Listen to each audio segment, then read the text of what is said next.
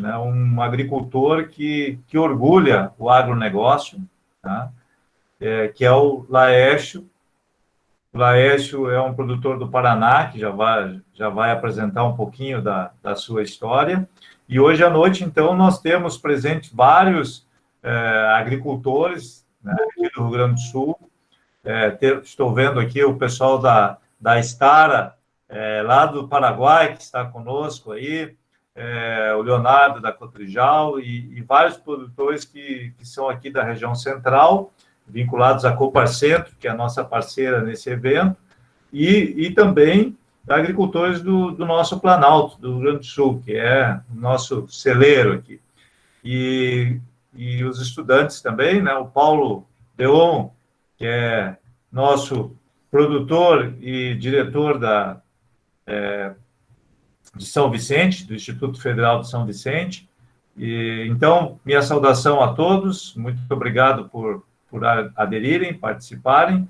Vai ser um bate-papo, vocês, por favor, interajam através do chat. O professor Lúcio Amaral, que é o nosso coordenador adjunto, vai ficar responsável por organizar as perguntas e ir submetendo ao Laércio. Laércio, primeiramente, muito obrigado, né, por aceitar o nosso convite, nós estamos muito felizes e gostaria que tu te apresentasse aí para todo esse pessoal aí que está conosco. Boa noite, professor Té, boa noite a todos os amigos que estão nos assistindo. É uma satisfação imensa aí estar junto com vocês quando o professor Telmo me falou, mas é claro que nós vamos. Vocês não sabem quanto que é importante a participação de todas as perguntas, e cada vez que a gente participa de uma live, ou a gente conversa com um amigo, a gente sempre vai acumulando informações, acumulando conhecimento. Eu fiquei muito feliz com o convite, já quero deixar dito para os amigos que estão nos assistindo, podem fazer pergunta, podem participar, na medida do possível, as que nós não soubermos, perguntamos para o professor Telmo. É isso aí, Laércio. Laércio, fala um pouquinho de Mangueirinha, como é que é a região aí, quais são as épocas de semeadura, é possível fazer safra, safrinha, cultivo de inverno? Fala um pouquinho da região aí. Na nossa região aqui, aonde que eu moro, varia de 850 a 950 metros de altitude aqui no nosso município. Nós temos mais uma região, Vera-Lago, que propicia muito bem o plantio da safrinha, já que onde é que eu moro, numa região mais alta, é um pouco arriscado a safrinha, e tanto é que as plantas alongam mais o ciclo, porque é bastante frio. Bom, esses até um sinal de geada, agora no mês de novembro, aqui para nós. Mas aqui é um lugar que se planta bastante milho verão. Milho verão esse plantado em setembro e outubro. Nós mesmos estamos com mais de 1/3 da área plantada de milho verão. A ideia é, na nossa família aqui, nós, a partir do ano que vem, já migrar para 50% da área com milho verão plantado em setembro e outubro. Vamos plantar aproximadamente 35% da área com soja, 15% da área com feijão. E aqui também se planta trigo, cevada, ervilhaca, se planta uma porção de culturas aqui. A canola tentou se plantar também, só que tem alguns limitantes que normalmente a geada vem um pouco mais cedo, então fica um pouco apertado a nossa janela. Na minha área também, eu tenho sempre uns 20% por aí que eu antecipo bem o plantio do soja para fazer em cima um feijão safrinha, alguma coisa nesse sentido. Mas aqui na nossa região tem bastante diversidade. Tem safrinha, tem gente que faz uma safra só, milho verão está tomando grandes proporções no nosso município aqui, por ter bastante altitude, o milho verão é bem favorecido. Esse ano está um pouco sofrido, mas se Deus quiser, vem chuva e ele endireita. Sim, ele ainda tem tempo para ele se recuperar. E Laércio, vamos começar devagarinho, assim. Como é que foi esse processo de ir construindo a vida do solo, construindo a fertilidade do teu solo, para que chegássemos até o ano do concurso e a quebra do recorde nacional neste ano. Então, esse ano, a recorde nacional não foi quebrado, mas, assim, foi o meu recorde e foi o recorde do Brasil. E nós fizemos, assim, o básico bem feito, sabe? Já o meu pai, muito antigamente, já plantava plantas de cobertura diferentes. Nós sempre tivemos muita preocupação com a calagem, também tivemos muita preocupação com o plantio direto, o sistema plantio direto. Então, quando nós conseguimos aliar boas práticas agrícolas no manejo integrado de pragas, manejo integrado de doenças, você ter um solo bem preparado, variedades de soja bem adaptada à nossa região. Então, juntou uma série de fatores e o principal deles foi as condições climáticas.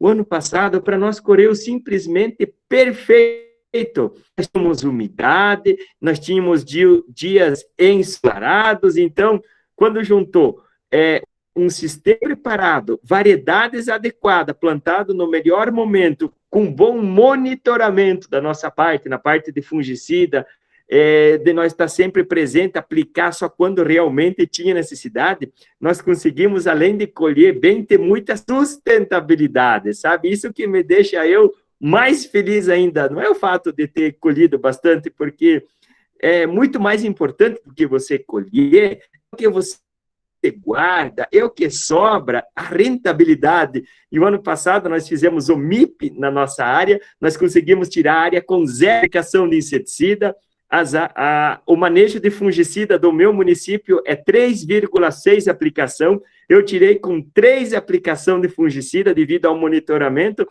então é motivo de muita alegria, é motivo de que fazer o dever de casa bem feito, quando as condições climáticas ajudam, nós vamos longe. Que bom, eu quero dar uma saudação especial ao nosso convidado e organizador também do evento, Vandro.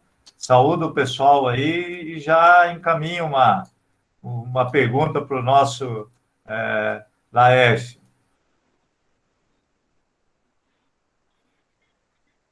Vandro tá, isso. Boa noite, colegas. Estão me ouvindo? Boa noite. Tive problemas na tecnologia, tive dificuldades de entrar.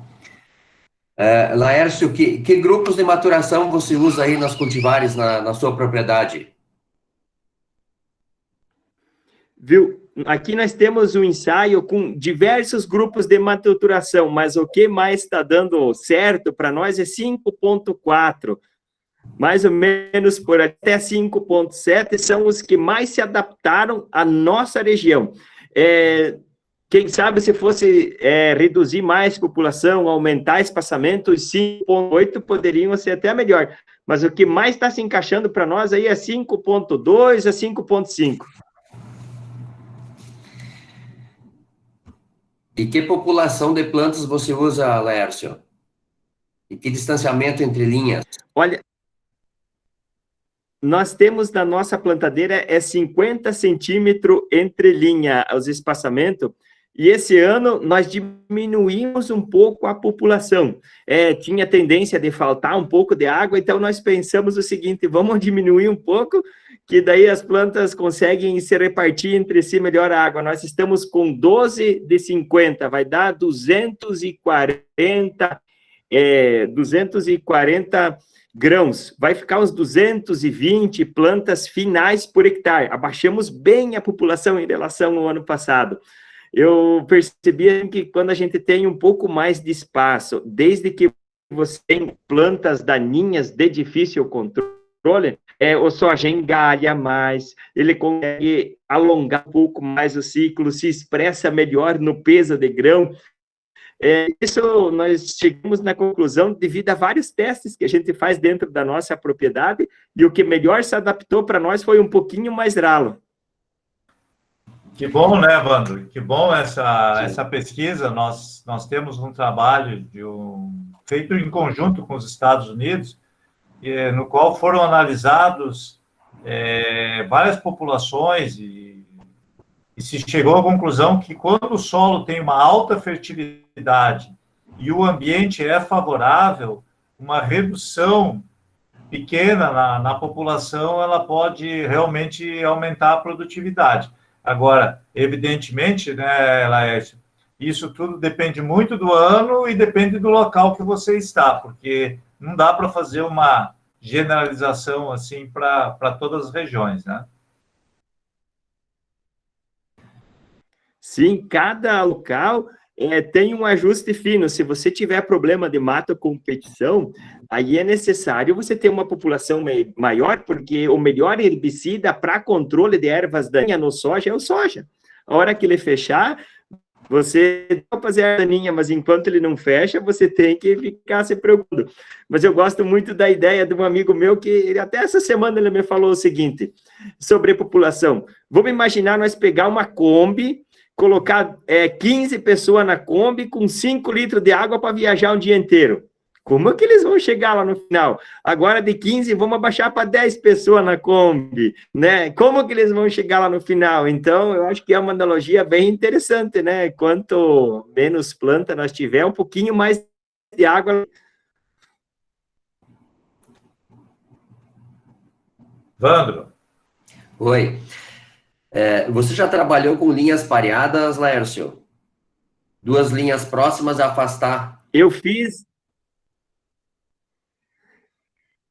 com linhas pareadas ainda não trabalhei. Vi uns amigos meus que estão trabalhando, eu achei bem interessante. O que eu fiz dentro da minha propriedade foi plantar agrupado. Então, nós até fizemos alguns testes aqui de uma soja, o 6410, que é uma soja destinada aqui na nossa região para plantio, para fazer semente, para as cooperativas. É uma soja que não se adapta aqui, mas daí, nessa soja plantada, eu me lembro, faz 3 anos que eu fiz esse teste.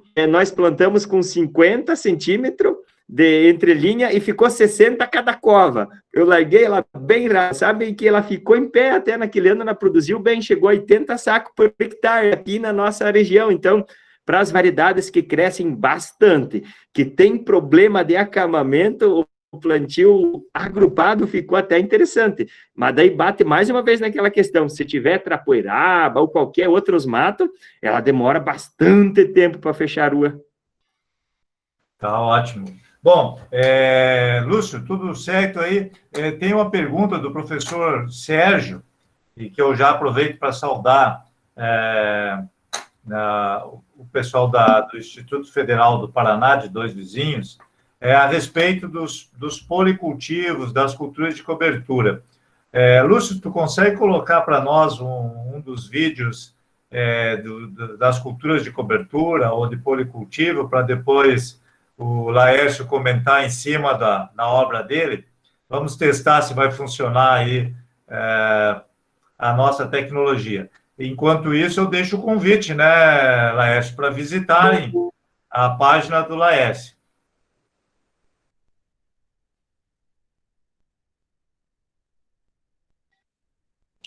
Vamos sentar, professor Telmo. Qual vídeo seria? Esse mesmo aí. Esse de 200 dias de plantio, esse aí. Olá, pessoal. Quero compartilhar aqui uma área em que nós estamos nesse talhão com 200 dias do plantio, do mix de cobertura até o momento de agora. 200 dias sem passar qualquer produto químico. Olha a maravilha que virou isso. Virou um mar de flores. Ficou um amarado. Ó, você mexe aqui, ó. Tá vendo lá onde é que mexe? Lá no fundo, ó, ficou amarada a lavoura inteira, ó. Olha lá onde é que mexe. Gente, tô curioso para ver o que vai virar isso aqui. Aqui nós temos 2 ervilhacas. Temos a ervilhaca normal, ela já está bem adiantada, olha aqui, ó, já está com o grão formado. Temos a ervilhaca peluda, que essa ervilhaca peluda, ela se pegou para trás, o ciclo dela é mais longo, não é que ela se pegou para trás, na verdade ela ultrapassou a outra, agora só ela que está florindo por cima. Por baixo, a palha da aveia, que serviu de escora para ela, já está tudo mineralizando. Olha a cobertura no chão. Vou tentar limpar um pedaço aqui para nós chegar no solo. Gente, vocês pensam só, olha a quantidade de folhas, a quantidade de coisas que caiu. Aqui, mais de 200 dias sem nenhuma aplicação química. Gente, olha só, olha como que ficou frouxo o solo. Um entremeio de raízes. Coisa mais linda de se ver, um solo com vida, totalmente descompactado. Aqui por baixo ficou um microclima sempre úmido. Olha que facilidade para tirar pedaços. Virou um tapete de raízes, tá? Coisa mais linda. Beleza, amigos? Vamos compartilhando aqui uma área. Nós vamos plantar um pedaço de soja e um pedaço de milho mais tarde. São apenas testes, nós vamos fazendo os testes e vamos compartilhando com os amigos. Valeu, amigos, e até mais! Ótimo, professor Lúcio. Bom, o professor Lúcio nos deu uma tecnologia e uma oportunidade muito boa, né, Laércio, de nós falarmos sobre esse consórcio. Tu consorciou duas evilhacas. Esse ano nós trabalhamos com a evilhaca peluda aqui, a Esmeralda, que gentilmente o Pacheco fez o contato para que nós tivéssemos, e ela foi maravilhosamente bem aqui na universidade. E eu queria que tu falasse um pouco, então, da evilhaca e desses mix de cobertura que você está fazendo, o quanto que eles ajudam a melhoria do solo, Laércio. Então, vocês viram ali que maravilha aquilo ali, vocês não sabem a minha alegria quando você entra numa lavoura e ali não sobra lugar para nenhum pé de buva, para nenhum pé de capim amargoso, é só as plantas de cobertura. Então, a gente pensa no sistema. Por exemplo, na área, nós colhemos o milho em fevereiro, final de fevereiro, nós esperamos esse milho guacho nascer, ou poderia ser o soja, passamos um produto de contato para matar e plantamos as plantas de cobertura no limpo. Tem uma frase de um amigo meu aí do Rio Grande, o Raul, ele sempre fala o seguinte: nós devemos dar real importância às plantas de cobertura como se elas fossem a safra principal. Então, a gente plantando elas no limpo, fazendo uma adubação de sistema. Gente, elas vêm tão bem. Na maioria das nossas áreas aqui, nós tínhamos duas ervilhacas, nabo pivotante, o nabo pétalo e aveia. Aquilo forma um microclima, coisa mais linda de se ver. Além de toda essa massa, todos esses dias reciclando nutriente, a gente passa muito tempo sem fazer qualquer intervenção química com produtos químicos.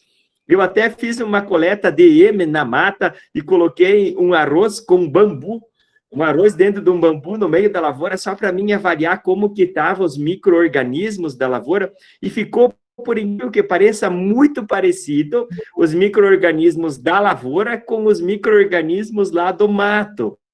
Então, significa que é uma janela que nós aqui, que temos um inverno que chove, temos um inverno bastante frio, é uma janela que nós podemos aproveitar para criar muitos micro-organismos eficientes.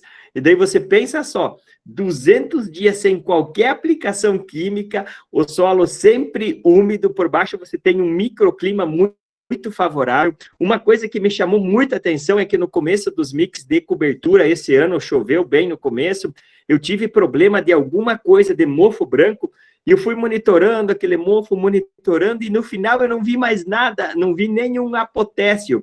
Eu creio que o próprio tricoderma, os próprios bacilos, criado naturalmente. Eu apliquei também, fiz aplicação de bacilos, fiz aplicação de tricoderma, assim, mas eu acredito que a própria natureza se incumbiu de dar um fim naqueles apotécios. Então, a natureza é perfeita, a gente tem que ir usando ela. Em todo lugar é difícil de fazer isso, falta umidade, a gente sabe das dificuldades, mas para nós aqui se encaixou que uma luva. Daí lá na frente, na época do plantio, nós passamos um rolo-faca, algumas algumas áreas com uma aplicação de gramoxone, outras áreas com 2 aplicações de contato. Nós não precisamos usar glifosato, nós estamos com a maioria das áreas sem aplicação de glifosato, só com produtos de contato. Agora estamos limpando soja com produtos normais, porque a pressão de ervas daninhas é muito pequena, está muito fácil de limpar. Estamos fazendo Flex, Basagran,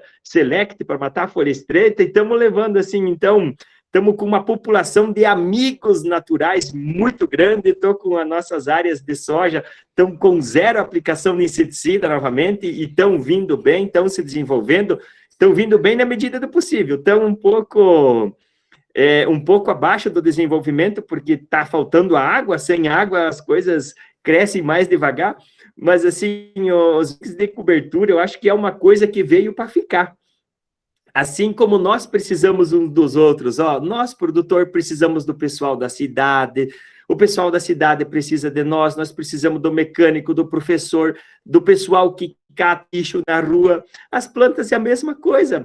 Quando você planta uma aveia sozinha, por exemplo, você vê o quanto de doença que tem naquela aveia. Quando você coloca, por exemplo, um centeio junto com a aveia, nossa, a quantidade que melhora.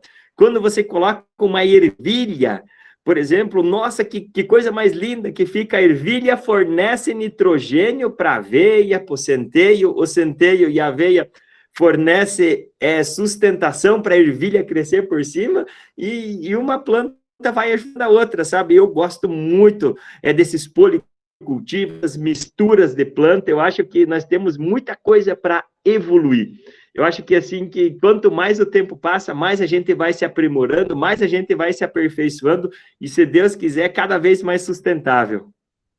Que maravilha! Então, tu usaste tricoderma no inverno, e eu fiquei muito impressionado, e a minha amiga Silvia de Rosário, que está lá com o André, também eu acho que vai querer fazer uma pergunta sobre essa coleta que você fez do seu solo e a incubação, e comparou isso com a incubação que você fez da mata, e ficou parecido.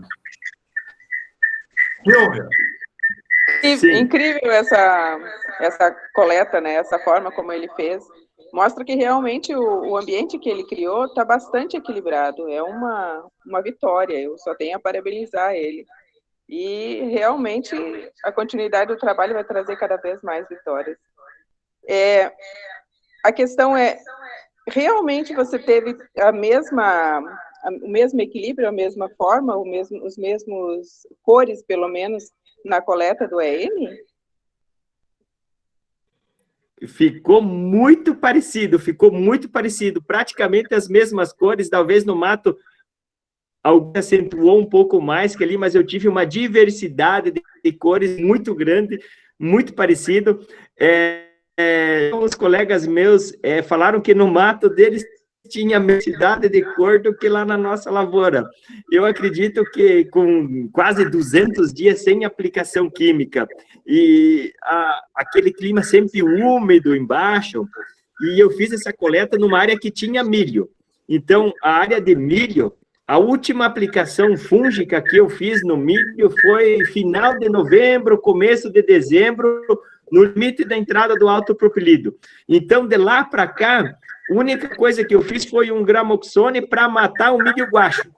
E daí ficou tudo esse tempo. Então, eu não sei, essa informação me passaram, até queria aprofundar mais a fundo, mas pelo que me falaram, o milho verão, ele deixa muito açúcar, ele deixa muito comida para multiplicar as bactérias. Então, eu já tinha o milho verão, que deixou bastante palha, bastante, digamos assim, melaço, ou você fala comida para multiplicar os bichinhos, e daí encontrou toda essa umidade.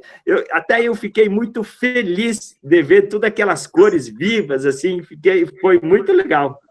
Muita biomassa, e você usou muito mix também nessa área, né? Sim, usei mix também. Tinha já a massa do milho, já era uma massa de milho, eu já tinha mix de cobertura também antes, e daí depois entrou mais um mix com longo prazo, de quase 200 dias até o plantio também, então ficou bem interessante. Aí vem a explicação, você já tem trabalhado há muito tempo com mix de cobertura, então você já tem um solo bastante equilibrado. Quanto mais mix você utilizar, quanto mais você trouxer a variabilidade para o teu solo, melhor ele vai responder e melhor vai ser a tua microbiota. Tanto meso, quanto micro, quanto a macrobiota também. Vai ser toda ela perfeita. Incrível, incrível. Parabéns, Léo. Isso, obrigado, Silvio. Desliga agora Obrigado. O microfone, por favor, Silvio. Bom, pessoal, esse era um detalhe, né, que é muito importante.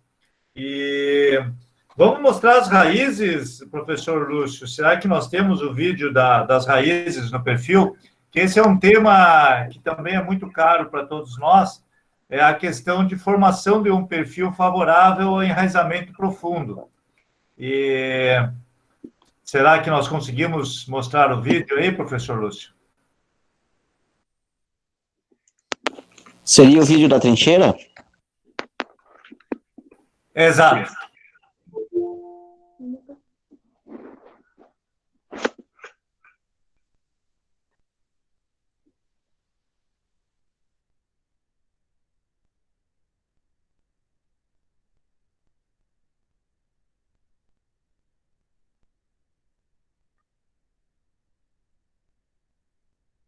Amigos, tudo bem?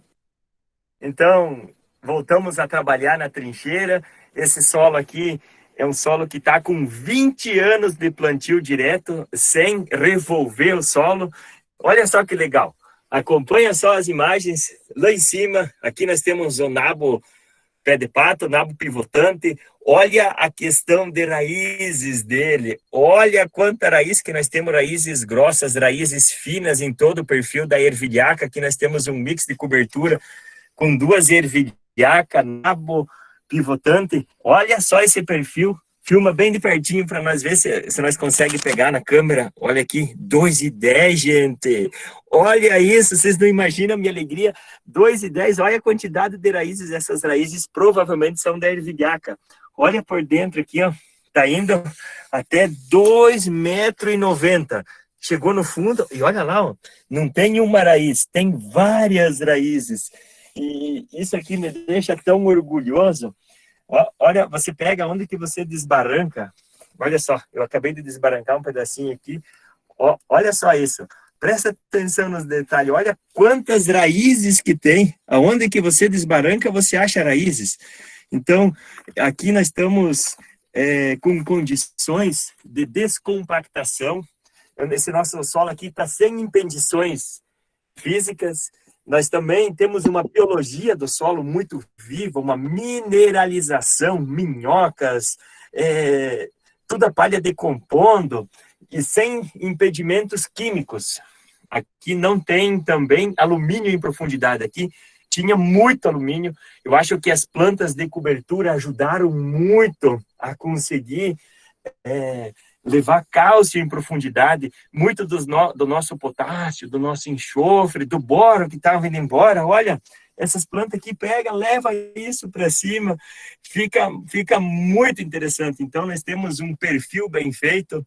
Acho que para nós pensar em altas produções, ou até mesmo para nós pensar em sustentabilidade, nós temos que ter esse tripé, com as condições físicas, químicas e biológicas. Aí fica muito fácil de nós conseguir conduzir.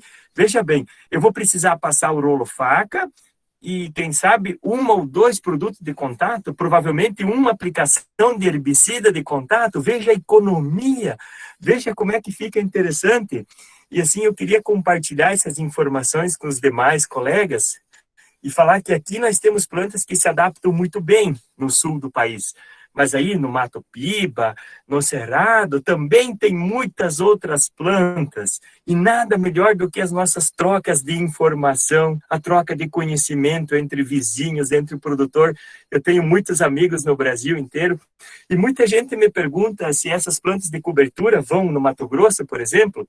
Eu acho que lá, teoricamente, essas precisa ser feito um teste, eu acho que não vai tão bem, mas quem sabe vocês têm muitas outras plantas igual ou melhor, aí que entra a importância de nós compartilhar. Amigos meus estão plantando milho e daí um consórcio com milho, nabo, entre outras plantas, semeado de avião, no meio do sorgo. Eu acho que nós devemos trocar informações, levar isso aos estudos de faculdade, levar um monte de gente para a gente voltar a fazer as coisas mais simples, é nós cuidar do nosso solo com carinho, é nós fazer perfil de solo. Isso vai nos ajudar a economizar herbicida, vai nos diminuir a erosão.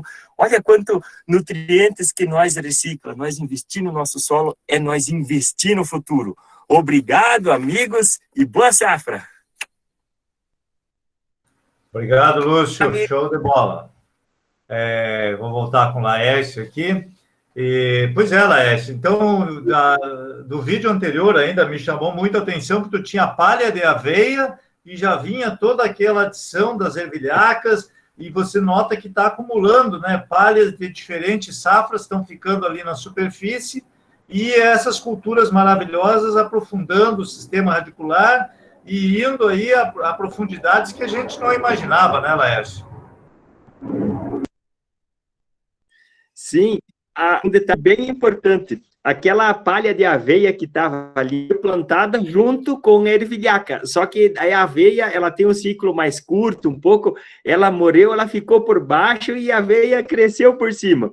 Outro detalhe bem importante que eu tenho observado, professor, nos mix de cobertura, é que quando você tem bastante plantas diferentes, você deixa um clima úmido embaixo e acontece uma mineralização muito rápida. Por exemplo, eu tinha milho verão e daí deu um erro na hora de plantar e ficou um pedacinho sem plantar. Você ia fora do mix, a palha de milho estava tudo inteira, ela estava seca e dentro das plantas de cultura, independente de qual seja as plantas ali, abafou bastante, tive umidade, estava tudo mineralizado, então ela acelera bastante esse processo. E cada ano as plantas vão mais fundo as raízes.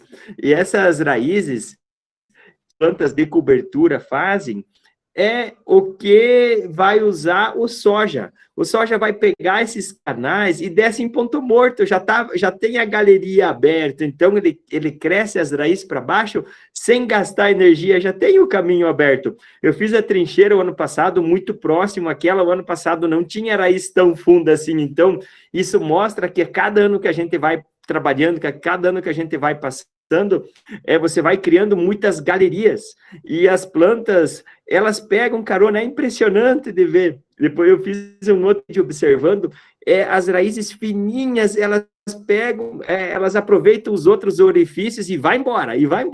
Mesmo as plantas que têm as raízes mais delicadas, quando elas encontram esses espaços abertos, elas descem mais fácil. Ali você consegue oxigenar o solo muito melhor. É bem interessante. Eu acho que esse sistema plantio direto, quando você cria todas essas galerias, desce a água, desce o cálcio por ali também, é uma coisa assim que uma coisa ajuda a outra. Perfeito. E o Vandro está muito preocupado com a compactação. Ele comprou um penetrômetro de última geração aí, e está fazendo uma série de acompanhamentos em lavouras da situação de compactação. No teu caso, com esses policultivos, a compactação deixou de ser um problema, Laércio? Assim, eu acho que nós temos que cuidar muito quando a gente vai entrar na nossa lavoura. Por exemplo, sempre que possível, choveu, espera um dia a mais para entrar, principalmente com a peneira, ou para fazer alguma correção no inverno, que é uma época que para nós aqui é bastante úmido e chuvoso, né? Então, acho que esse cuidado de a gente não entrar com o solo molhado é um cuidado muito importante. A rotação com milho verão ajuda muito na descompactação. O milho verão faz muita raiz, então ele já vai trincando a terra, já deixa tudo as coisas abertas, e essa diversidade de raízes, elas vão ajudar bastante na descompactação de solo.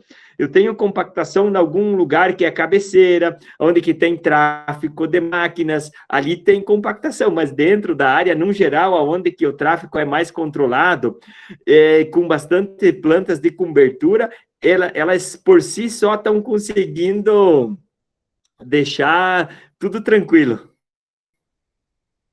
Maravilha. Sobre esse tema de formação de perfil, o nosso colega Leonardo Kerber, da Cotrijal, Ele trabalha muito aqui com qualidade de distribuição de calcário. A Cotrijal é uma cooperativa referência para nós aqui no Sul.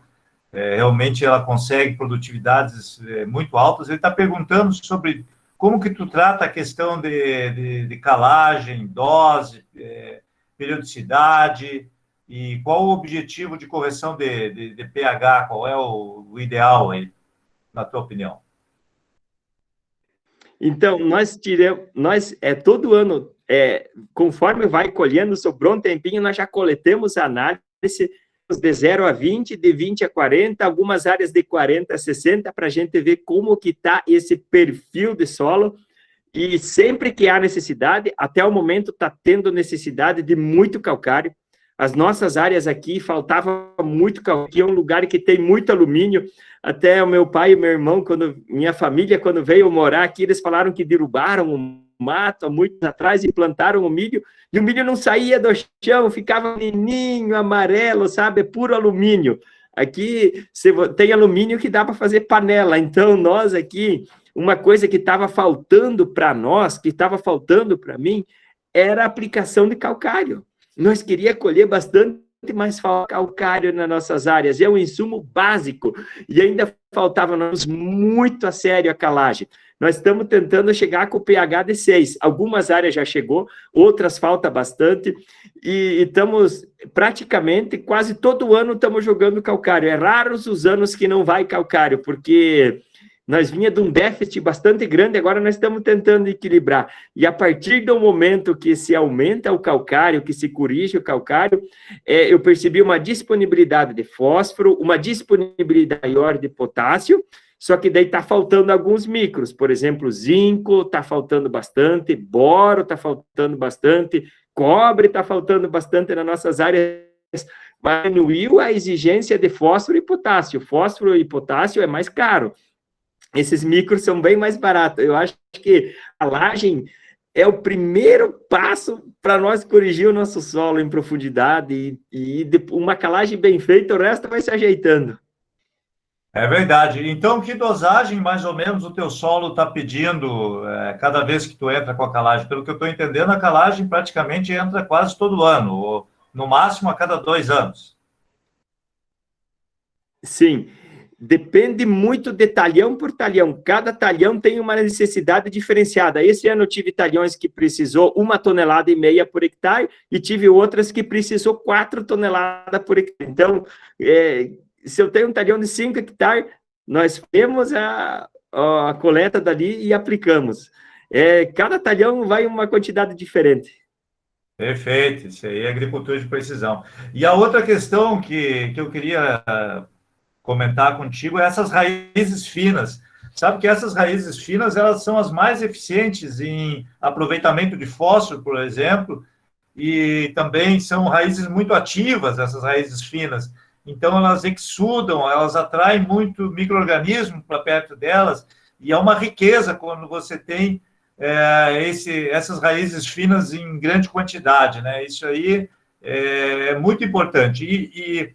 E essa cultura de cobertura, esse policultivo, a ervilhaca, tem vários estudos mostrando que realmente ela mantém uma temperatura mais baixa e mais úmido. E isso favorece muito a uma diversidade de organismos, especialmente os fungos benéficos do solo. Então, isso que você reportou aí é super importante, Laércio. Nossa, que legal, professor Telmo. Eu vou te contar uma coisa, eu não sabia que as raízes finas têm bem mais benefícios que as grossas. Fiquei sabendo agora através do senhor. Por isso que eu falo que quanto mais a gente conversa, mais a gente aprende, né? E debaixo desses policultivos, imagina toda aquela massa fechada por cima, embaixo fica úmido por muito tempo. Você quer ver para colher as ervilhacas? Quando deu uma chuvinha de 5 milímetros, tem que esperar 2 dias para entrar na lavoura, aqui embaixo sempre fica úmido. Então, essa umidade cria um microclima muito favorável para se desenvolver muita coisa. Até nós abrimos essas palhadas e nós observávamos embaixo a quantidade de bichinhos que tem, a quantidade de bichinhos minúsculos é bastante grande, então é bem interessante isso, eles vão se criando. Sim, mas sem dúvida, né? As raízes de maior diâmetro elas também são importantes para dar sustentação para a planta, para ela poder, inclusive, penetrar em camadas um pouquinho mais resistentes, mas esses caminhos que são abertos por essas raízes das culturas de cobertura, depois a soja consegue aprofundar o seu sistema radicular e tolerar um pouco mais os déficits hídricos que, infelizmente, têm sido cada vez mais frequentes para nós aí, né, Laércio? Sim, com certeza, professor. Você me falou que você notou uma área antiga de você de plantio direto, bem manejada, com as áreas mais recentes, uma adaptação a um déficit hídrico muito melhor, né, Laércio? Fala um pouquinho sobre isso para nós. Nossa, viu, não tem comparação. É porque, assim, quando você consegue ter estrutura bem adequada, muitos caminhos já previamente abertos, em que a raiz não gasta energia para descer, ela desce em ponto morto, né? Então, desde que nós tenhamos umidade mais profunda, a planta... Mas, assim, quando a gente tem um manejo que é um pouco falho, com, digamos assim, problema de compactação, problema de monocultura, mais safrinha, menos tempo para fazer massa, menos atividade microbiana no solo, ali, infelizmente, sofre mais. As áreas que percebe-se, assim, que quando a gente faz o dever de casa, está muito mais bonito. Eu mesmo tenho áreas que falta fazer alguma coisa, eu percebo que eu tenho muita coisa para evoluir ainda em algumas áreas, é nítido a diferença, é nítido. Principalmente quando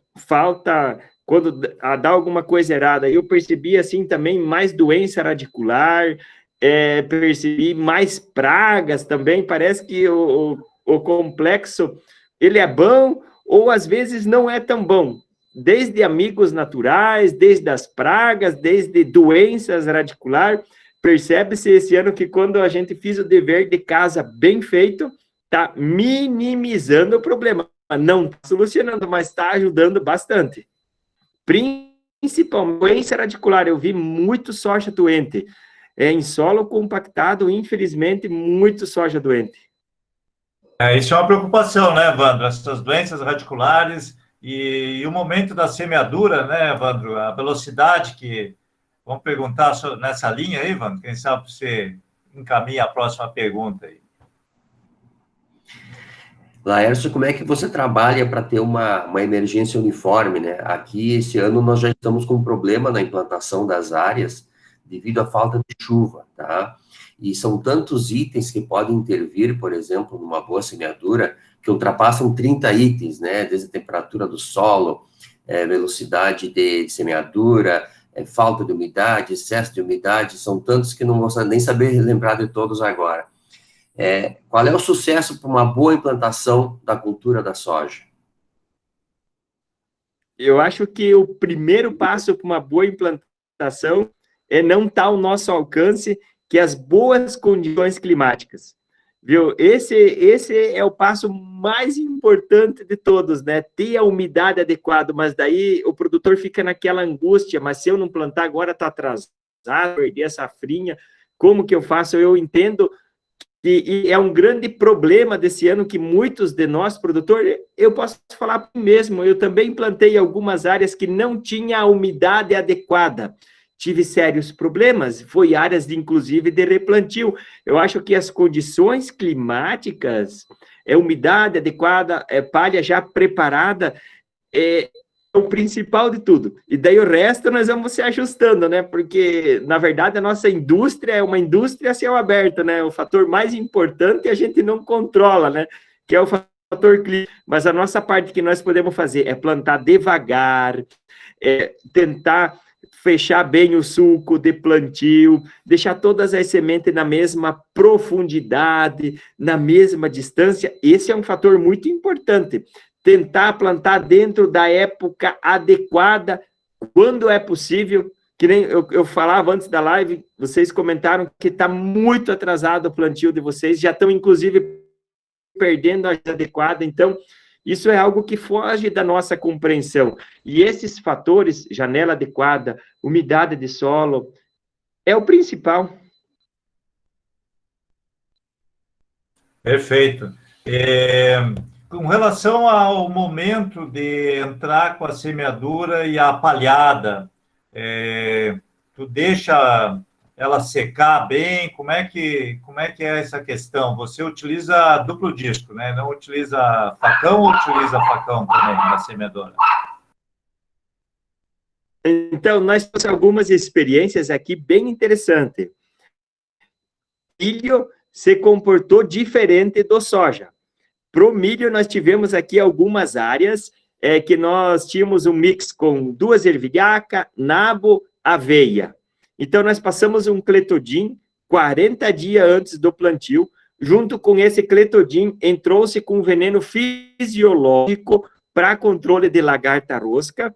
E depois nós plantamos em cima do verde. O milho plantado em cima do verde, mas daí não tinha folha estreita, só leguminosas, ervilhaca, 2 ervilhacas e nabo. Ficou muito bom o plantio. Inclusive, nós plantamos um pedaço sem dessecar. Mas nessa situação, o disco desencontrado não ficou bom. O disco desencontrado ensacolou muito, digamos assim, a palhada. Precisou colocar o sulcador, porque a plantadeira não tive capacidade, por o solo estar descompactado, ela afundava para baixo e não conseguia deixar a semente na terra, a semente ficava palha. Nós começamos com o disco desencontrado, não deu certo, colocamos sulcador e ficou bem interessante.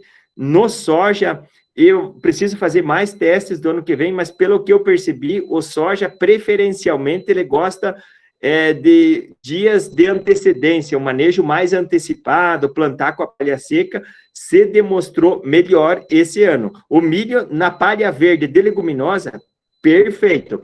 O soja, nós precisamos fazer mais alguns testes, mas o soja, o manejo que melhor se adaptou na nossa propriedade foi dessecar com antecedência, ou passar um rolo-faca. Nós não usamos glifosato nas nossas áreas, foi derrubado e passado um produto de contato e esperado naturalmente.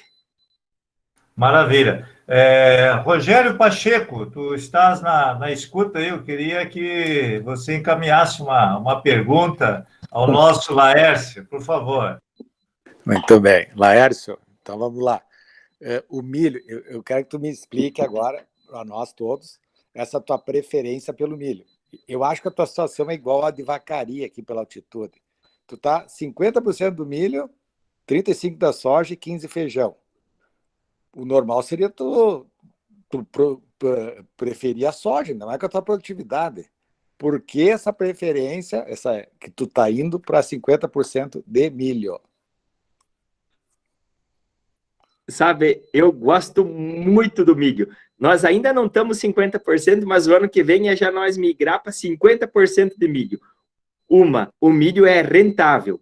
Outra, o milho, por exemplo, as primeiras áreas que nós plantamos, chegou agora, no meio de novembro, nós fizemos a última aplicação de fungicida e não precisa mais entrar.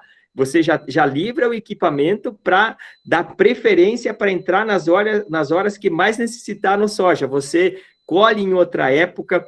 O milho, finalmente, pode colocar na ponta do lápis, financeiramente ele está tão rentável, igual ao soja, ou até mais rentável que o soja. O milho aqui para nós, daí nós plantamos sempre em cima de uma aresteva de ervilha, ou em cima de uma aresteva de uma erva, a qual disponibiliza mais de 100 quilos de nitrogênio. Então, no ano passado, nós fizemos alguns testes dentro da nossa propriedade, inclusive de zerar o nitrogênio, e temos produções muito satisfatórias. Então, a gente aproveita as plantas de cobertura para fazer um mix de cobertura bem arejado, que disponibiliza bastante nitrogênio para a cultura do milho, depois planta o milho verão, faz o sistema radicular bem agressivo, raízes bem fundas, no outro ano soja vem muito melhor, você faz rotação de herbicida, então você cria o milho verão, ele cria, digamos assim, uma enorme quantidade de comida para tratar os bichinhos que vão se multiplicar depois, que é os bacilos, os tricodermas. O milho verão, para nós, aqui é uma bênção. Por mais que tenha alguma coisa de escassez hídrica, mas ele faz a raiz funda, ele se adapta bem. Aqui na nossa região, na nossa altitude, o milho verão é viável economicamente, financeiramente, pro sistema ele faz muito bem, e eu sou apaixonado por milho. Nossa, você vê uma lavoura de milho, aquela palhada, aquela quantidade de milho que sai, é muito gratificante. E ainda mais depois que nós descobrimos que as plantas de cobertura são responsáveis por fornecer mais da metade do nitrogênio que o milho precisa para produzir. Então, milho verão aqui para nós é prioridade. Muito bem. Eu acho que também resolve um monte do problema desse do mofo branco, né? O milho. E esse ano nós usamos azospirilo também no milho. E parece as ureias foram mal aplicadas, não choveu, e parece que funciona mesmo. Verdade, funciona mesmo. Nós também, com bastante cobertura, fizemos a ureia no seco, choveu apenas 6 milímetros em 2 vezes que nós fizemos ureia em cima do... e assim ficou bom.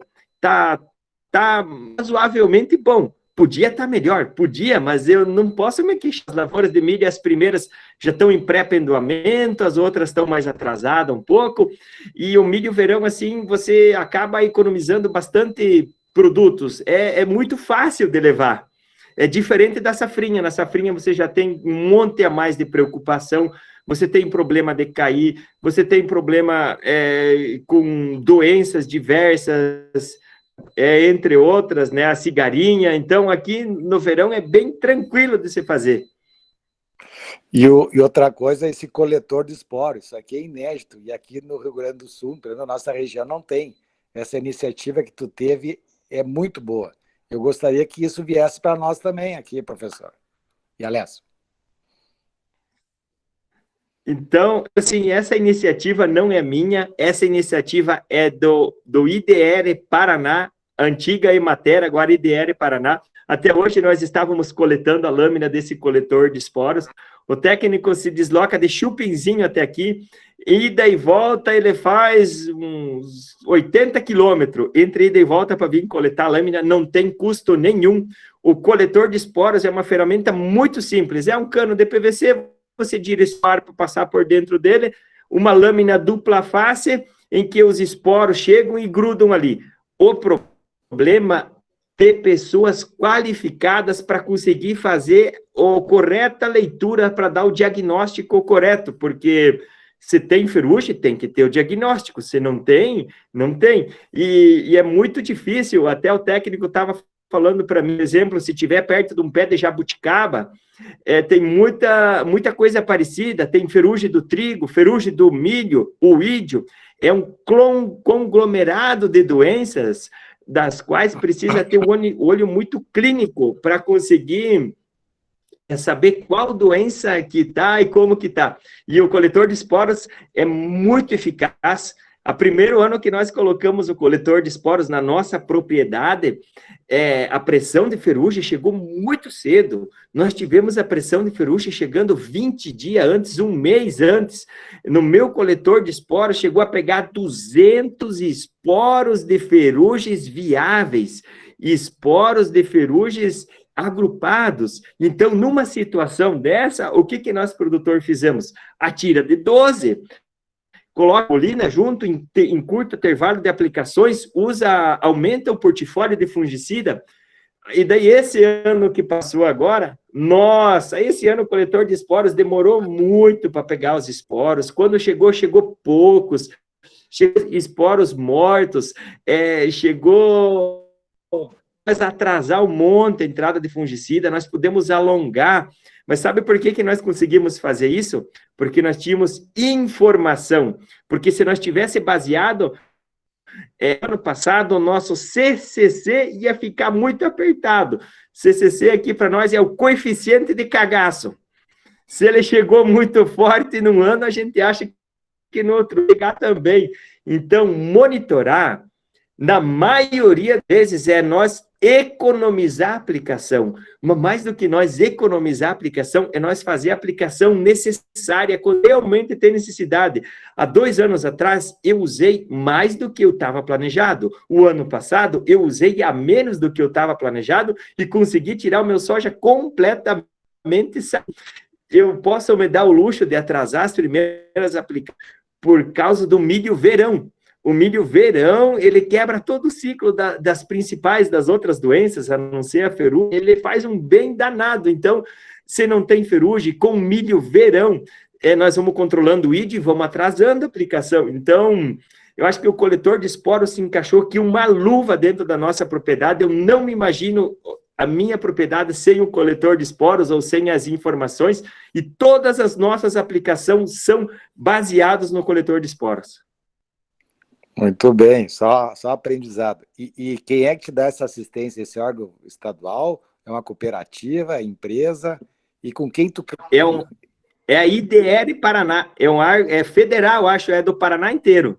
E, aliás, tu tem um agrônomo particular, uma cooperativa, uma empresa que te ajuda na assistência técnica? Assim, ó, eu sou bem alinhado com esse negócio de assistência técnica, com monitoramento. Tenho o agrônomo da cooperativa que me atende, eu tenho o agrônomo do IDR Paraná, que vem coletar o coletor de esporos, tenho o RTV da BASF ou dos outros, assim, e todo mundo está alinhado. Nós só fizemos aplicação química quando realmente tiver necessidade. Nós usamos critérios agronômicos em qualquer tomada de decisão. Todas as pessoas que me atendem, tem muita gente que vem visitar, muita gente que quer vender produto, quer fazer isso, quer fazer aquilo. Primeira coisa, monitoramento, assistência técnica, e nós só aplicamos quando realmente tem necessidade. Que ótimo. Obrigado, Rogério. Campeão para campeão, né? Aí foi um encontro de 2 campeões aí, né? Muita troca de informações. Professor Lúcio, por favor, eu queria incentivar as 57 pessoas que estão conosco, que mandem pelo chat as perguntas. O professor Lúcio vai reunir, mas pelo que eu li aqui no chat, tinha 2 perguntas a respeito do pó de rocha. Se tu pensa em utilizar, já utilizou, e a outra é sobre campo nativo, como iniciar no campo nativo. 2 perguntas e depois eu peço para o professor Lúcio assumir aí o controle do chat. Então, sobre pó de rocha, eu estou começando a usar agora, estamos fazendo os primeiros testes agora, mas pelo que meus amigos me falaram, é assim, o pó de rocha, sozinho, ele é só um pó de rocha. Mas a partir do momento que você coloca ele com uma cama de aviário, num composto orgânico, ou você coloca ele em cima de um mix de cobertura, você consegue liberar muito dos micro que tem junto, você precisa solubilizar ele. Eu não sei se eu estou certo, isso é o que os meus amigos falaram. Então, nós estamos usando, sim, pó de rocha, estamos ampliando o uso do pó de rocha para o ano que vem, estamos colocando junto com composto orgânico e estamos aplicando sempre esse pó de rocha no inverno, em cima das plantas de cobertura, sendo elas mix ou sendo elas plantas. Então, nós estamos preparando para colocar ele em cima dos mix de cobertura. E sobre campo nativo, aqui não tem campo para abrir, eu não sei responder. Nós aqui ainda temos uma grande área de campo nativo, né, que tem seu valor, mas quando nós conseguimos transformar em pastagens melhoradas esse campo nativo e agricultura, ele tem um potencial muito grande.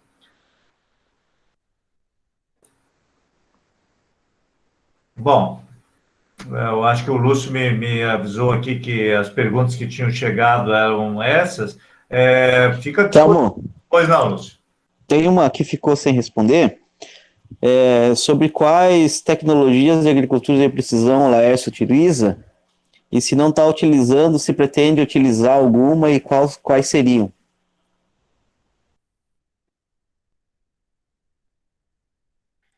Então, agora, quando nós comprar a próxima calcareadeira, eu já quero comprar uma calcareadeira que consiga largar, digamos assim, variável.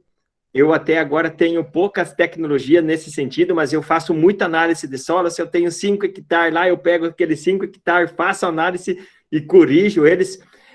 Eu acho bem interessante a agricultura de precisão, é o próximo passo.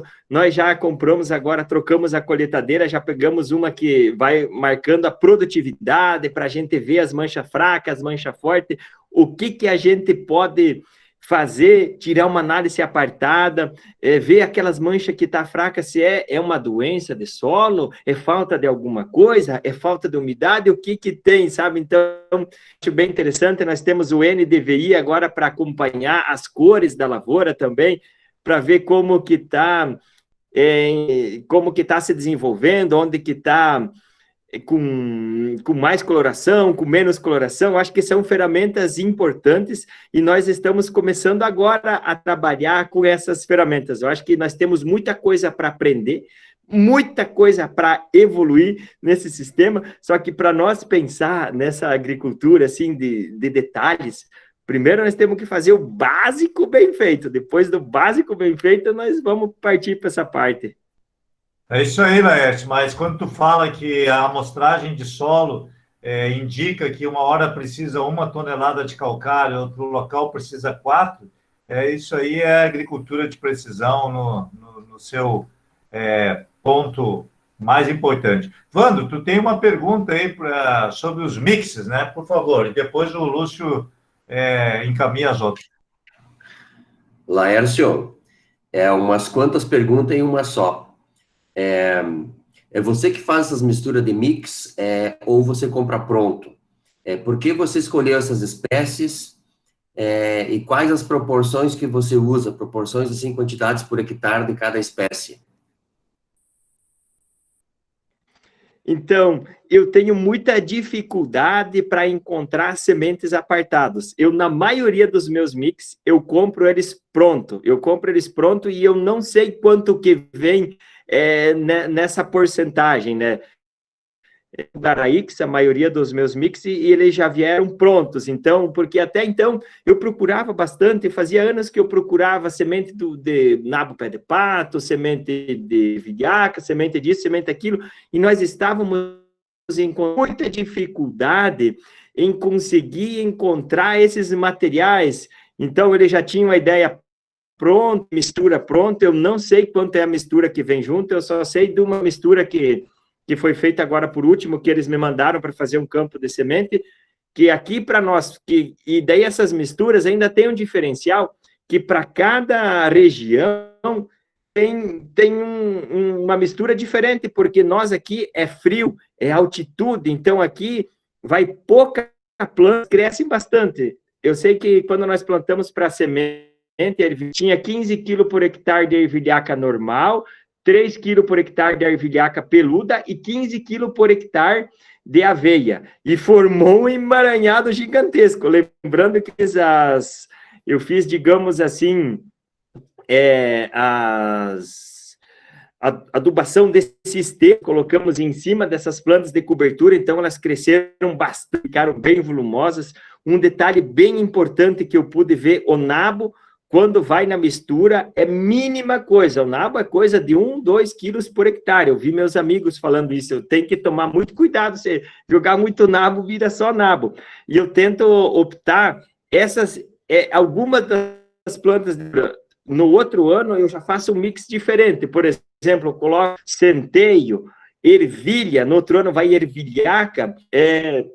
Estou pensando agora, eu já fiz ano passado alguns mais curta, onde que vai trigo, por exemplo, capim-sudão, milheto, trigo morisco, painço. Então, nós estamos tentando mesclar a maior o que nós mais conseguimos mesclar de plantas melhores. Tem muitos mix pronto de qualidade, tem muitas plantas que dá para plantar isolada também, mas eu acho tão interessante a gente, quanto mais diversidade a gente conseguir fazer ao longo de 3 anos, melhor, o sistema agradece. Esse é o caminho, né, Laércio? Para alimentar uma bicharada diversificada, nós precisamos ter plantas de diferente qualidade. Por favor, Lúcio, eu acho que chegou no chat aí várias perguntas, inclusive uma do Gabriel Hintz, representando Cachoeira do Sul. Exato, e o Gabriel lhe pergunta sobre a evolução da matéria orgânica nos seus solos, Laércio. Depois o professor Marini, ele pergunta, né, para você, qual parte de uma plantadeira você considera mais importante? Vamos com essas duas por enquanto, depois a gente faz uma nova compilação.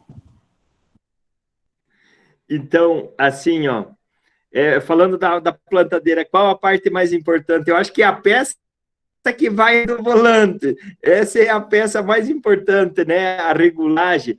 Mas se for pensar qual a parte mais importante, a parte de você conseguir colocar a semente no solo. Sabe, você não pode deixar a semente no meio da palha, não importa se for pneumática, isso eu acho que é uma coisa que não tem muita importância. Claro, tem importância, facilita muito, mas eu tenho vários amigos meus com uma plantadeira bem velha, bem antiga, e fazem um plantio perfeito. Eu acho que a principal parte é você ter a parte da distribuição da semente, o disco bem regulados, o disco, por exemplo, de 64 furos, agora tem várias opções para a gente conseguir largar bem certinho essa parte da semente e o cano condutor da semente. O cano condutor, isso é o mais importante. Eu vi vários amigos, eu mesmo, na nossa plantadeira, quando nós instalamos o Micron lá, aquele que joga o inoculador de sulco, nossa, instalamos o Micron, agora vamos fazer um plantio, nós ia lá procurar, achava semente fora da linha. Mas o que será que estava acontecendo? Pois não fiz uma rampinha, nós tínhamos colocado muito próximo, e fiz uma rampinha lá atrás, na saída do cano condutor, e ali ela jogava fora a semente, ou jogava mais para cima, mais para baixo, e nós demoramos muito tempo para descobrir isso, foi o dia inteiro procurando aonde que estava o erro. O cano condutor da semente, eu sei de várias plantadeiras, ele vai gastando com o tempo, ele é extremamente barato e faz toda a diferença. O cano condutor que leva a semente do disco ou do pneumático até cair embaixo, esse cano tem que estar bem revisado, tem que estar comprido o suficiente que largar a semente na terra, lá embaixo. Eu acho que esse é o mais importante, o cano condutor da plantadeira. E sobre o avanço da matéria orgânica, pelo que os meus amigos falaram, até o professor Caligari me falou muito isso, que para matéria orgânica, se você jogar um monte de palha, por exemplo, pegou resina de cana, ele me falou, no lugar e jogaram um montão e não conseguia aumentar a matéria orgânica. Eu acho que para aumentar a matéria orgânica, nós precisamos ter vida no solo, nós precisamos ter uma interação, não é apenas as plantas, é esse tempo que a gente fica sem passar agroquímicos, é esse tempo em que essas plantas se ajudam entre si, aí eu acho que nós conseguimos aumentar a matéria orgânica. Simplesmente jogar a matéria orgânica pode ajudar, sim, mas a partir do momento que nós temos vida no solo, que nós temos diversidade, no meu ponto de vista, a partir daí a gente consegue evoluir a matéria orgânica. Resposta bonita, Laércio. Você sabe que ano passado eu tive a oportunidade de ir aos Estados Unidos, no Congresso de Agronomia, e lá foi apresentado os últimos avanços no entendimento da dinâmica da matéria orgânica, e a conclusão foi muito parecida com o que você falou, que essa diversidade de organismos, eles tornam mais eficiente o uso da palhada que nós adicionamos ao solo. Porque se você tiver um grupo especializado de organismos, eles acabam desperdiçando boa parte daquela palha que nós colocamos no solo e ele é perdido na forma de CO2. Quando você combina a adição com a proteção, com a estabilização do carbono, é que você tem o ganho de carbono. E isso ocorre quando você tem vida no solo.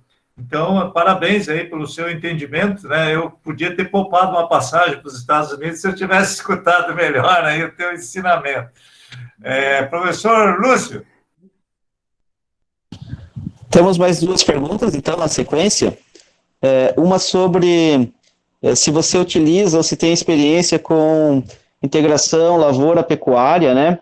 E se você utiliza alguma estratégia relacionada a esse sistema para promover melhor cobertura do solo. E uma outra, se você multiplica micro-organismos em sua propriedade, né? E se teria alguma infraestrutura mais diferenciada, assim, para essa multiplicação e também para aplicação.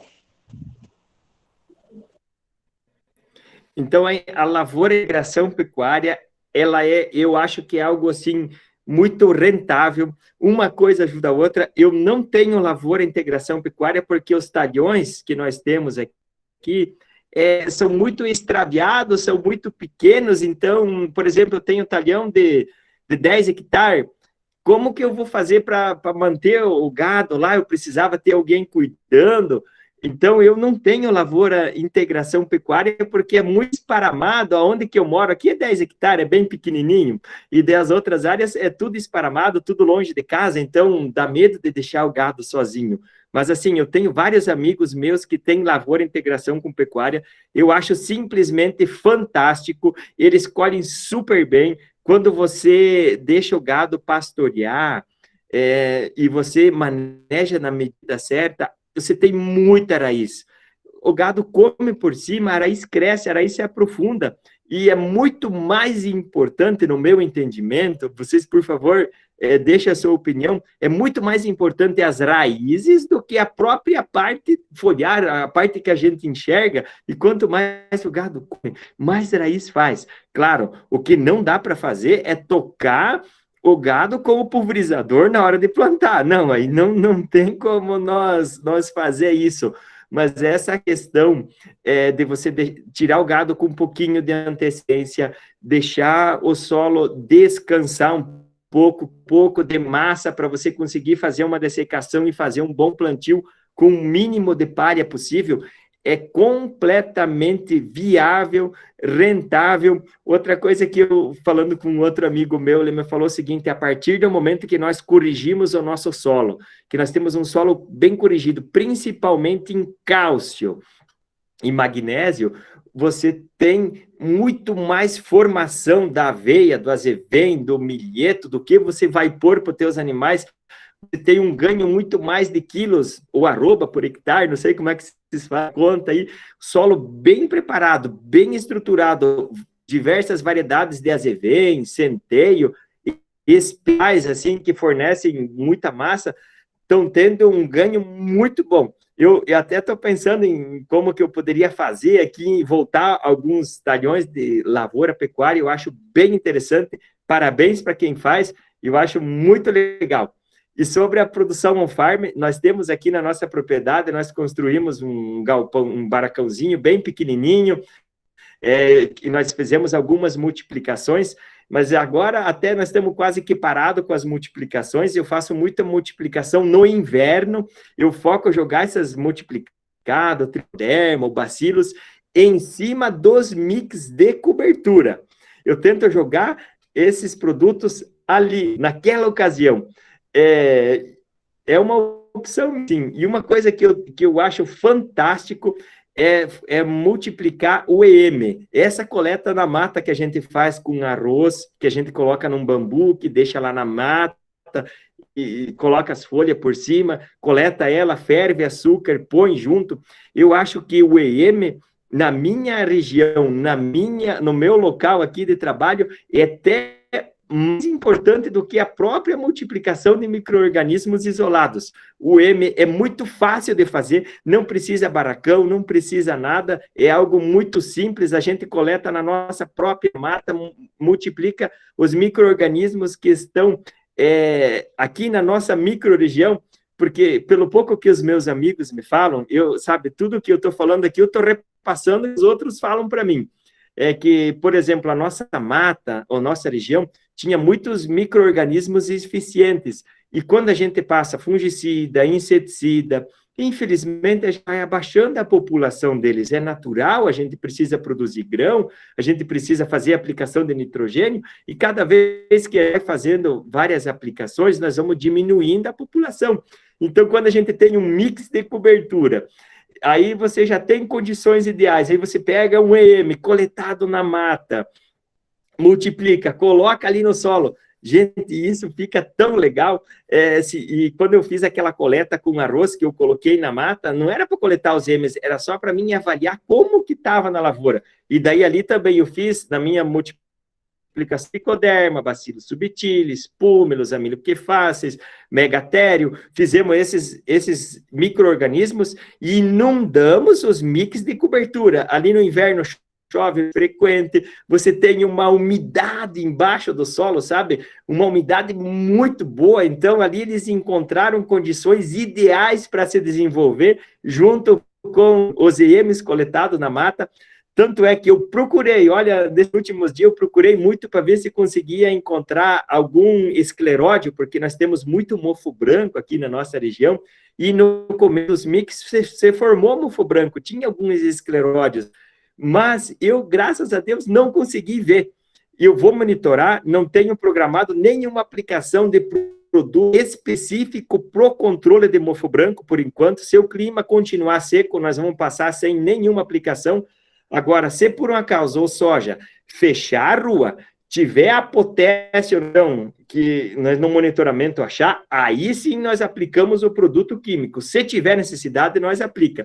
Mas eu estou bem esperançoso, estou bem otimista que eu vou conseguir ler sem nenhuma aplicação para mofo branco, apenas baseada no ZM, nesses bacilos, na própria natureza, dando conta de controlar os potássios, rua mais aberta, menos população, demorar mais para fechar o solo, porque enquanto as ruas estiver aberta, tiver a luminosidade chegando até no fundo, não tem mofo branco. O mofo branco vai dar quando fechar a rua e tiver flor, e tiver a potássio, quando juntar essas três coisas, aí não tem o que fazer. Aí pega uma aplicação química, porque o mofo branco para nós é uma das principais doenças aqui. E esse manejo que nós estamos fazendo bem antecipado, pensando no sistema, aparentemente está ficando muito bom. Por enquanto, nós vamos levar com o manejo. Mas sempre bem claro, a hora que apareceu a potássio, rua fechada e flor, atira de 12, senão o bicho pega. Que legal, Laércio. Manda um abraço para os amigos do Paraguai. Ricardo de la Meia está lá no Paraguai te acompanhando aí. Obrigado, amigos do Paraguai. Eu tenho vários amigos no Paraguai, até quero visitar vários lá. Nós sempre se conversamos via WhatsApp. Viu? Eu quero aprender a fazer, até tem os paraguaios que estão fazendo muito bem, é o TMT. Eu não sei como é que faz isso, quero visitar alguns produtores para colocar dentro da nossa propriedade isso. Joia. Bom, essa dos EM, certamente o André e a Silvia aí, que já estão trabalhando bastante com isso, e eu e o Vandro estamos aprendendo, né, Vandro? Com esse pessoal aí, a gente também está bem interessado aí em acompanhar isso.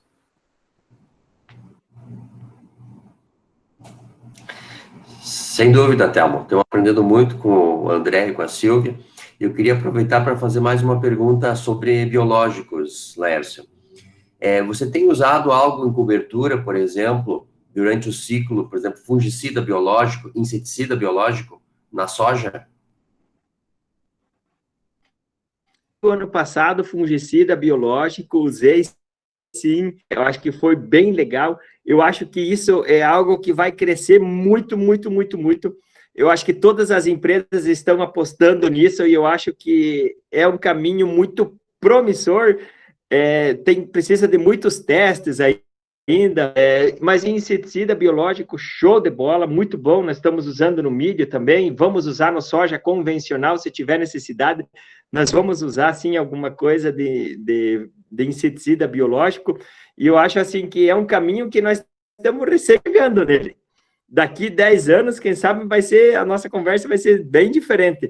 Eu entendo muito pouco sobre esses biológicos, tudo que eu sei é os meus amigos que me passam, assim como das coisas que eu sei, e estamos estudando, aprendendo, fazendo teste, compartilhando ideias, e se Deus quiser, nós vamos aprender tudo junto. Perfeito. Bom, pessoal, já estamos aí com 1h30 e eu não quero massacrar demais o Laércio, né? Porque a gente, cada vez que conversa com ele, cada vez que escuta ele, a gente sai carregado de uma energia positiva, desse amor que ele tem pela agricultura, pelo solo, pelo cuidado das plantas, né? E realmente a gente sai assim motivado, né, a querer fazer melhor e fazer de uma forma olhando o todo. Eu acho que essa noite se discutiu muito de práticas associadas. Muitas vezes a gente quer resolver os problemas com uma intervenção só e acha que isso vai resolver o problema. E não. Você viu que tudo cheio de detalhes. Usa um consórcio de plantas de cobertura, já faz uma calagem bem feita, evita entrar com máquinas pesadas durante o inverno, que o solo está muito úmido, retarda um pouquinho. São detalhes, né? Depois faz uma semeadura bem feita, escolhe o material, faz o acompanhamento das pragas e doenças, aproveita o inverno para recompor biologicamente o seu solo, o cuidado, né? Não é que a gente vai, vamos dizer assim, de uma hora para outra, talvez conseguir não utilizar químicos na nossa lavoura, mas sim que nós queremos usar de forma mais racional, de forma mais equilibrada, né?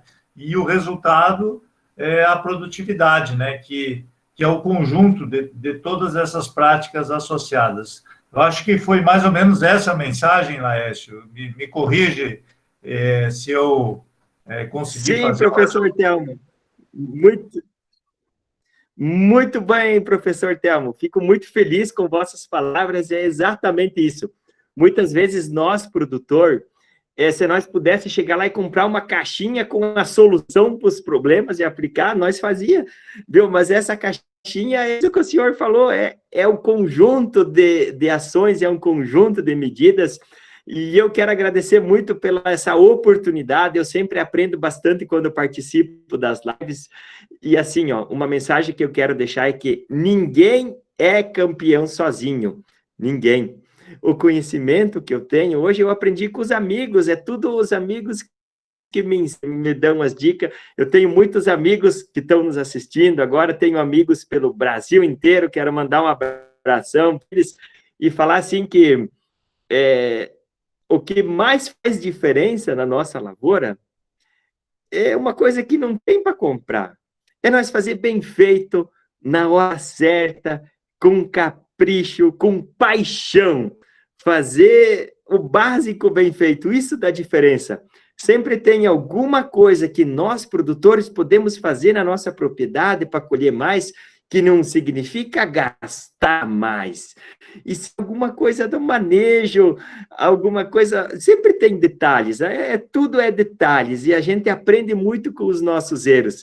Então, fica aqui meus agradecimentos, e vamos lá. E se eu conseguir ter uma agricultura sustentável e colher bem, você que está assistindo, você também consegue. Fé em Deus, pé na tábua, e vamos torcer que chova. É isso aí, Laércio. Precisamos da chuva e São Pedro vai olhar para nós aí e vai nos mandar a chuva necessária. Queria agradecer muito, então, ao Vandro, a Coparcentro, a todos os produtores, amigos que estão nos acompanhando, aos pós-graduandos do mestrado profissional, aos representantes de empresa, consultores, enfim, todas as pessoas que acompanharam esta live, e especialmente ao professor Lúcio aí, que providenciou os vídeos e tornou o nosso bate-papo muito importante. Agradeço a todos e vamos lutar por uma agricultura brasileira cada vez mais forte aí, que é isso que vai fazer a riqueza do nosso país. Muito obrigado e boa noite a todos. Obrigado mais uma vez. E queria deixar um recado para todos, o pessoal que está se formando em agronomia.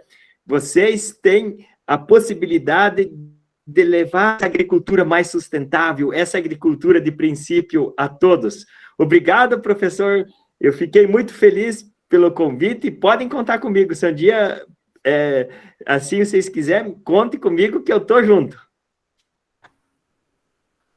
Um abraço, gente. Boa noite a todos.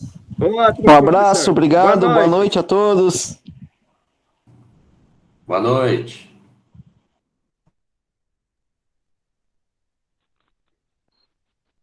Boa noite. Obrigado. Parabéns, Alex. Parabéns a toda a equipe. Muito bom. Vamos dormir bem descansado hoje. Um abraço. Boa noite a todos. Parabéns pela equipe. Muito boa live.